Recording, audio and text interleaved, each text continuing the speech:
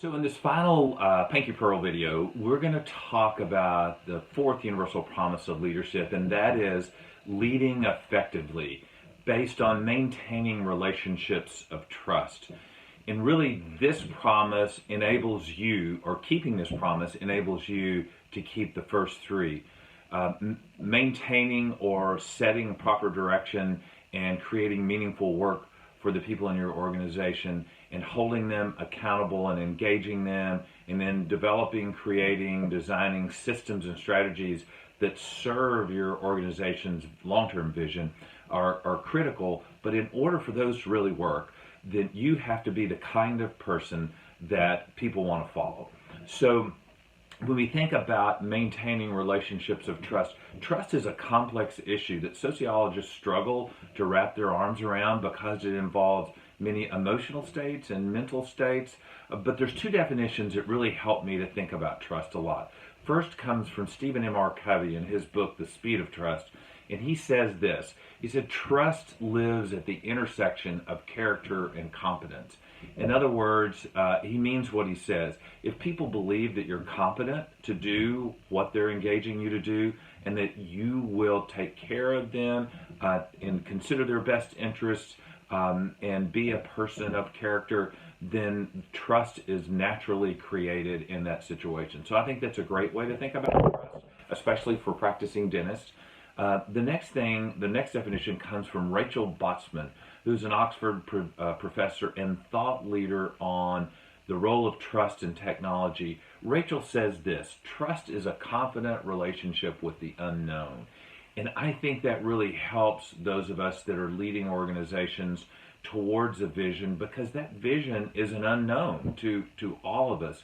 And so the more that the people in our world have a trusting relationship with us, the more that unknown becomes more known, and the fear that comes with the unknown diminishes, and it helps us to have the energy to move in that direction, helps people to buy in. So when I think about trust as the tool of a leader, I think about it being a magnifier, and it shows up this way. Number one, it builds confidence in all the people of the organization. Number two, it frees up all of our hearts and our minds to commit.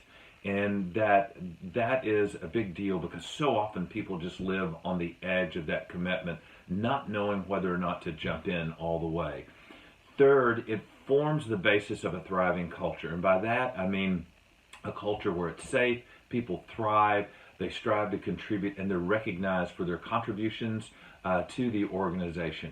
And then finally, the big magnifier is that it draws out the inherent potential of all the stakeholders in your world, meaning the hidden talent, the discretionary energy, the passion, the things that they're not obligated to quit because they have a job and work for you or work with you, but the thing that someone can give when their heart is all in what they're doing. And the difference between compliance and commitment is immeasurable, and it's really where the value of leadership comes in to magnify results.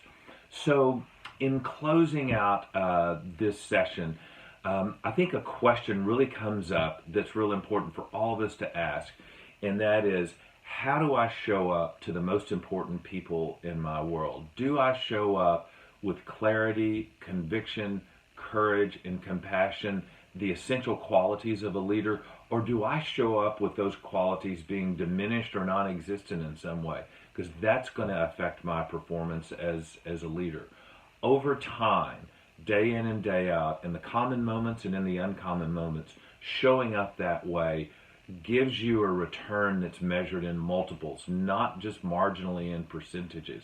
And that return is both profit, it is enjoyment, it is rewards, it is reputation. It's everything at all that you would consider important, and part of why you became a dentist or a healthcare professional in the first place. So I thank you for spending the time with me on this today. I look forward to being with many of you in our webinar on February the 26th. Thanks.